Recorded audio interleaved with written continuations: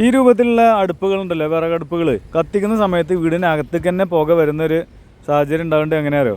ഇത് നോക്കി, ഇതിനകത്ത് കരി പിടിച്ചിങ്ങനെ കിടക്കണം. ഈ കുഴലിനകത്തും ഇതേപോലെ കരി പിടിച്ച് കിടക്കുന്നുണ്ടാവും. അപ്പോൾ അത് ക്ലീൻ ചെയ്യാനുള്ള കാര്യമാണെന്ന് കാണിച്ചു തരുന്നത്. സിമ്പിളായിട്ട് ചെയ്യാം.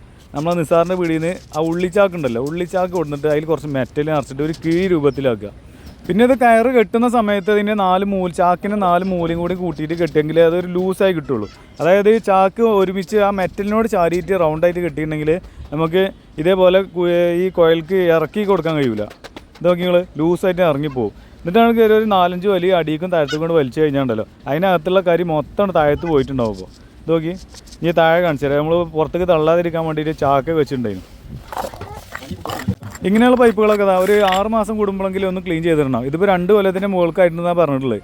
അപ്പോൾ ഇതേപോലുള്ള വർക്കും കാര്യങ്ങളൊക്കെ ഉള്ളപോലെ ഈ ഒരു കിഴി രൂപത്തിലുള്ള സാധനം ഒന്ന് പരീക്ഷിച്ച് നോക്കുന്നുണ്ട്. നമ്മൾ ചൂലുകൊണ്ട് ക്ലീൻ ചെയ്യണില്ലാതെ ഒന്നും കൂടി വൃത്തിക്ക് കിട്ടും.